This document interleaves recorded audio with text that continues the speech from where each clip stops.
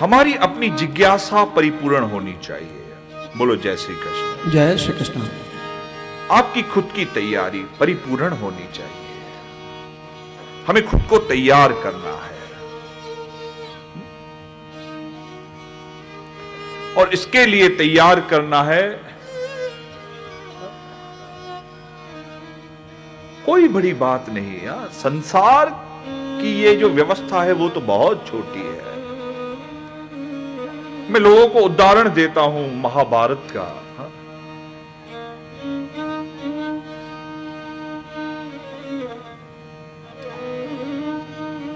आप तैयारी करो तो एक स्वप्न में जहां बदल सकता है, एक स्वप्न में, एक स्वप्न में, एक स्वप्न में। अभी तो इच्छा करना, संकल्प करना, मांगना तो बहुत दूर है, बहुत दूर है। एक कल्पना आपकी सृष्टि बदल सकती है। एक कल्पना, तीव्र कल्पना सृष्टि बदल सकती है। क्यों नहीं बदल सकती है?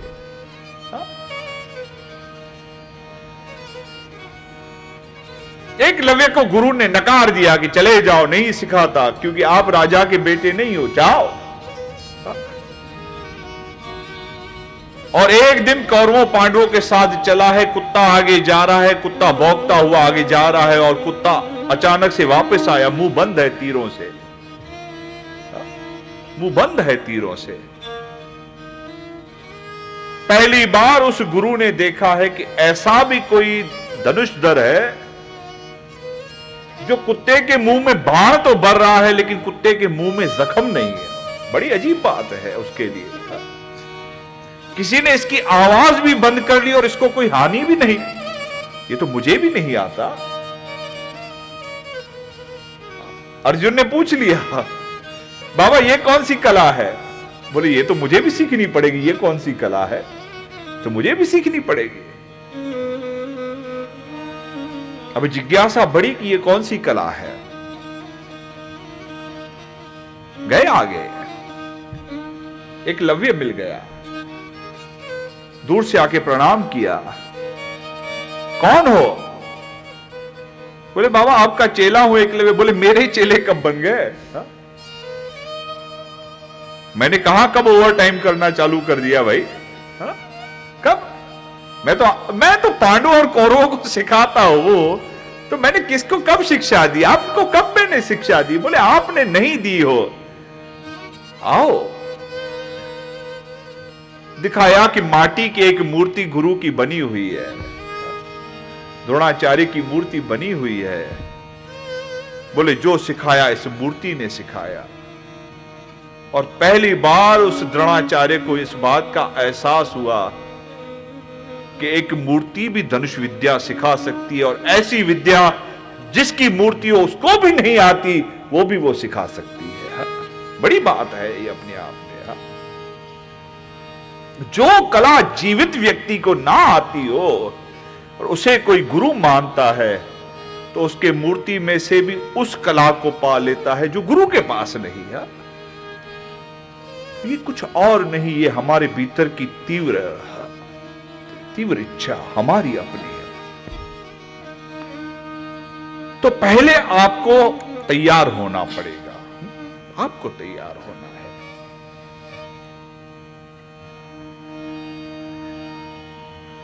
ये संसार का मार्ग कोई कठिन नहीं है, बस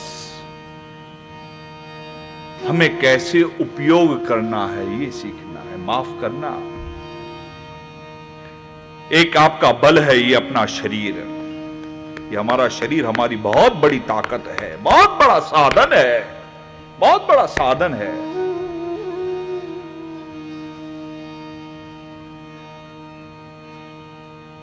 आपको सिर्फ इसका पोषण करना है और कुछ नहीं करना है, इसका पोषण करना है। हाँ। अन्न से, निंदा से, सात्विकता से, हाँ, बस इतना पोषण करना है। और क्या इस शरीर को चाहिए?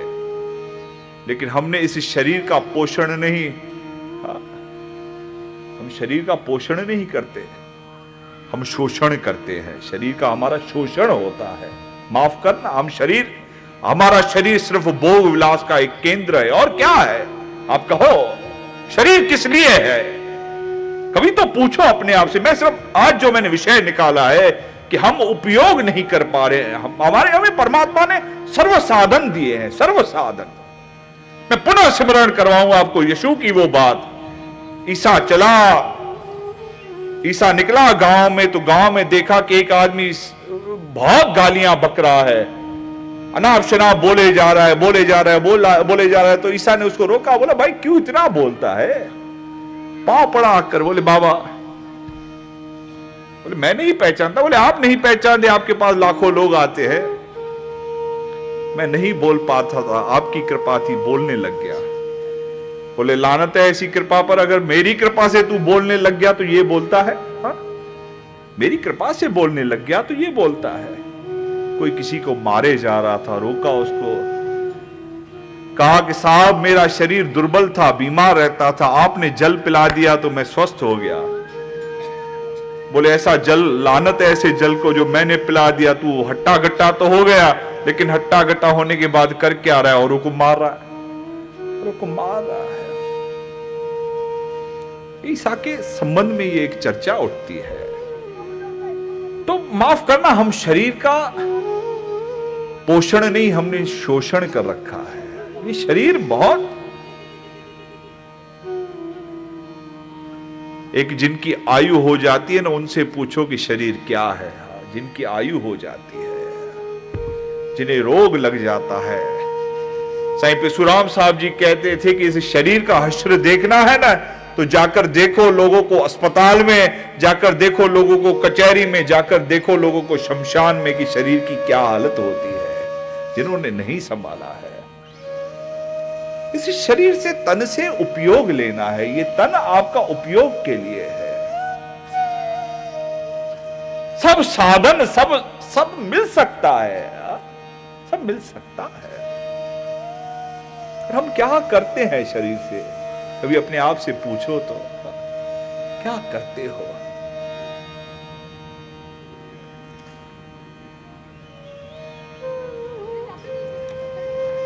पांच कर्म इंद्रियां शरीर की, हाथ, आंख, पांच ज्ञान इंद्रियां और पांच कर्म इंद्रियां अगर कहा जाए तो क्या करते हैं हम 10 इंद्रियों से? कभी रोका है आपने अपने आप को कि ये नहीं देखूं, नहीं देखूं, मेरे देखने के काम ही नहीं, ये ना सुनूं, ये ना बोलूं, कभी सोचा है? ये शरीर का शोषण है, हम उपयोग में नहीं ला पा रहे। मेरा विषय आज से यही है कि मैं सिर्फ आपको आज सिर्फ भूमिका कहूं, हम नहीं ला पा रहे तो दुख है ना, नहीं तो कहां दुख है? तो दुख है।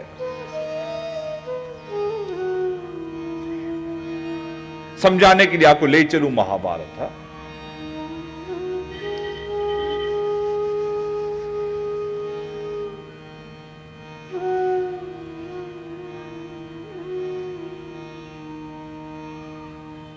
महाभारत की युद्ध में भगवान को पता था क्या क्या अड़चने आएंगी।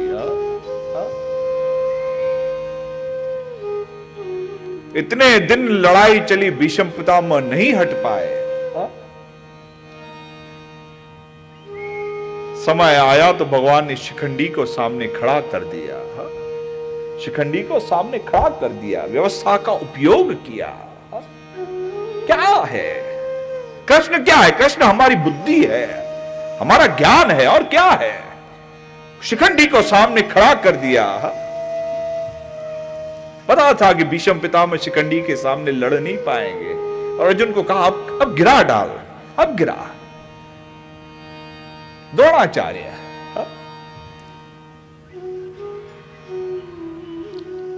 द्रोणाचार्य में मोह था, द्रोणाचार्य के भीतर था कि द्रोणाचार्य की पूरी आत्मा अटकी हुई थी अपने बेटे में, अपने बेटे में, अश्वत्थामा को कुछ न हो जाए।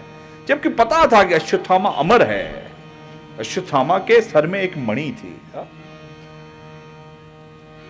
उनको पता है कि जब तक उसके सिर में मणि है ना, तब तक उसको कोई कुछ नहीं कर सकता। ये पता था उनको, ये पता था। लेकिन द्रोणाचार्य की एक ही कमजोरी थी कि वो अश्वत्थामा के संबंध में कुछ भी सुन नहीं पाता था।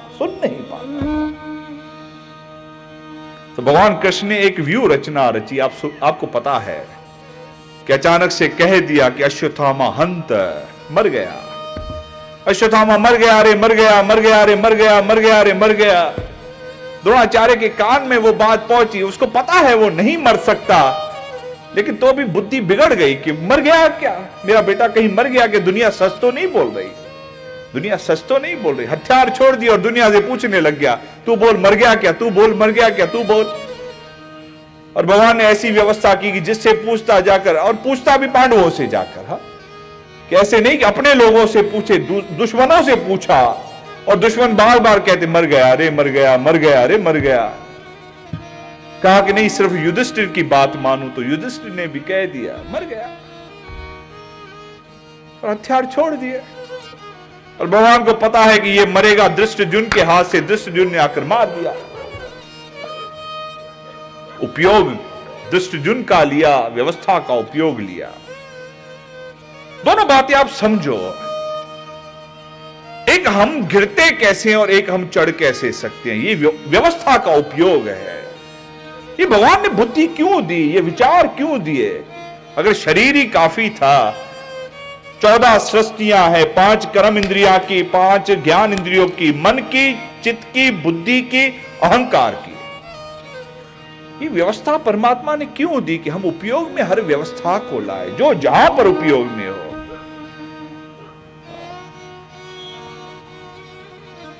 माफ करना, किसी का बुरा करना होता है तो आप सारी सृष्टि को उपयोग में लाते हो।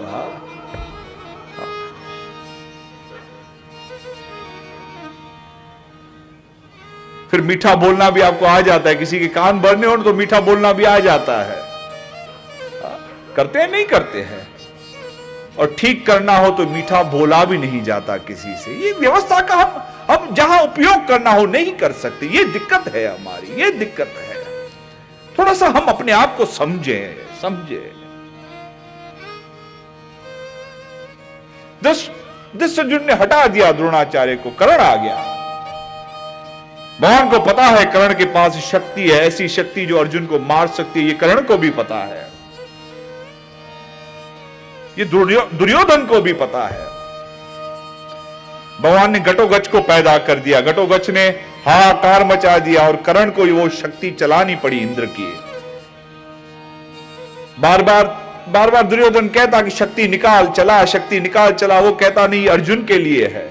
और उनको भी पता है कि अर्जुन मर गया तो सब खत्म हो गया, तो भी मजबूरन शक्ति चलानी पड़ी। भगवान ने ऐसी व्यवस्था कर ली, ये उपयोग है। तो हम संसार में अपने उपयोग करें, इस तन का, इस मन का, इन साधनों का। 4 बल परमात्मा के हैं, ये याद रखना। तन, ये बुद्धि, साधन,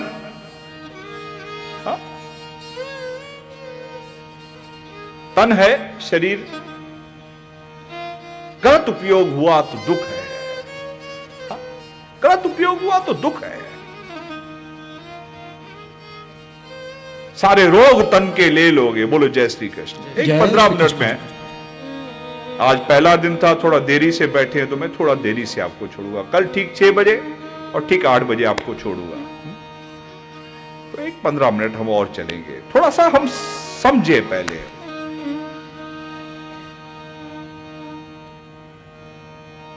ठीक 5:30 बजे सत्संग आरंभ हो जाएगा, ठीक 6 बजे मैं आ जाऊंगा।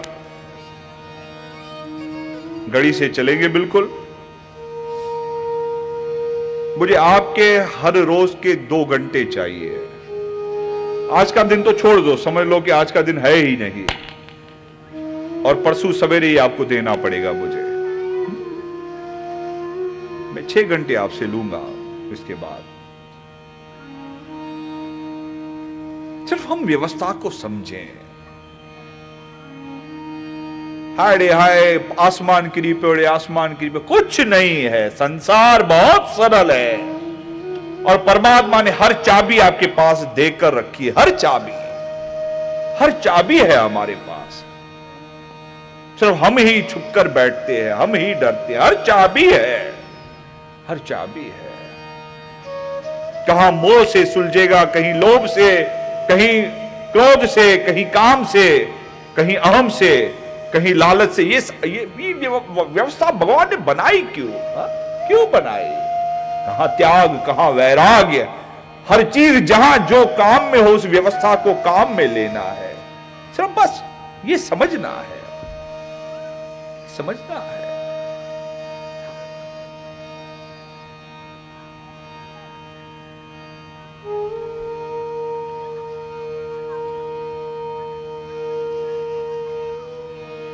भगवान राम को पता था। अगर मैं रामायण के अंदर की बात कहूं, बोलो जय श्री कृष्ण। जय श्री कृष्ण। राम को पता था कि दशरथ जी का मुझ में इतना मोह है कि मुझे कभी भी वन में छोड़ेंगे नहीं, कभी भी नहीं छोड़ेंगे।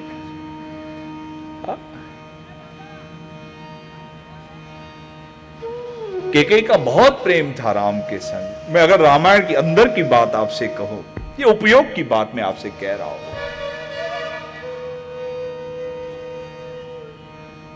राम जब छोटे थे ना, दशरथ बिना राम के खाना नहीं खाते थे। जब तक राम नहीं आए तब तक दशरथ खाना नहीं खाए। एक दिन भगवान खेल रहे थे बच्चों के साथ बाहर। भगवान हार गए। लिक्का छुपी का खेल था, भगवान हार गए। अब सारे बच्चों ने मिलकर कहा कि अभी राम आपको, हम छुपेंगे, आपको ढूंढना पड़ेगा, दाव आपको देना है। होता ना बच्चे दाव देते हैं, दाव अभी आपको देना है। और भगवान राम दाव देने के लिए खड़े हुए तो इतने में दशरथ ने खाने के लिए बुलाया। राम आओ, राम आओ। दशरथ नहीं खा रहे। तो केकई को भेजा, केकई जरा जा राम को ले आ, मुझे भूख लगी है। राम आएगा नहीं तो मैं खाऊंगा नहीं। केकई गई है कि राम चलो। मां मैं चलूंगा तो सही, लेकिन कलंक लगेगा। कलंक लगेगा क्योंकि मैं दाव नहीं दे रहा हूं, कलंक लगेगा। बोले बेटा कलंक लगे तो मेरे कारण सहले चल। मां ने ऐसे बोल दिया, मेरे कारण सहले चल। बोले मां फिर एक प्रॉमिस कर, एक सौगंध लेके, एक दिन मेरे कारण तुझे कलंक लेना पड़ेगा। लेगी? बोले राम अगर तेरे कारण मुझे कलंक लेना पड़ा तो मैं लूंगी, लेकिन तू चल। आप चलो। राम ने उपयोग ले लिया। और जब वो व्यवस्था बनी, दशरथ जी ने ये घोषणा कर दी कि राम को मैं कल युवराज बनाने जा रहा हूं। घोषणा करूंगा कि कल युवराज बनेंगे, मेरे उत्तराधिकारी बनेंगे। तब राम जी समझ गए कि अगर अब मैं उत्तराधिकारी बन गया ना, तो अब मैं बन नहीं जा पाऊंगा और राक्षसों को मार नहीं पाऊंगा। तो केकई का उपयोग लिया कि मां अब तुझे मेरे लिए कलंक लेना पड़ेगा, अब तुझे लेना पड़ेगा, अब तुझे दशरथ जी से मांगना पड़ेगा कि मुझे निकालो। ये उपयोग है। कोई वैराग से, कोई त्याग से, कोई जिससे हमारा भला होता हो, उसके लिए पहले एक मैंने कहा कि 4 व्यवस्थाएं परमात्मा ने दी है। तन, ये बुद्धि, ये साधन,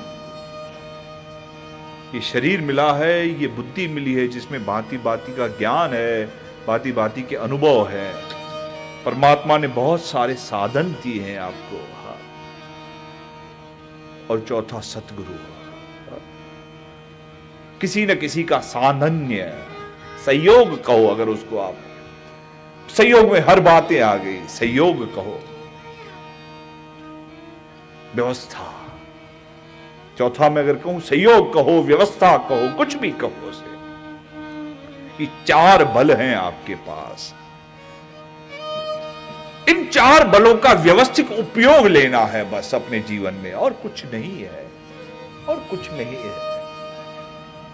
अब इनका उपयोग लेने की जगह पर आप दुरुपयोग लो, ये आपकी मर्जी, आप जितना चाहो अपने आप को दुखी कर सकते हो। शरीर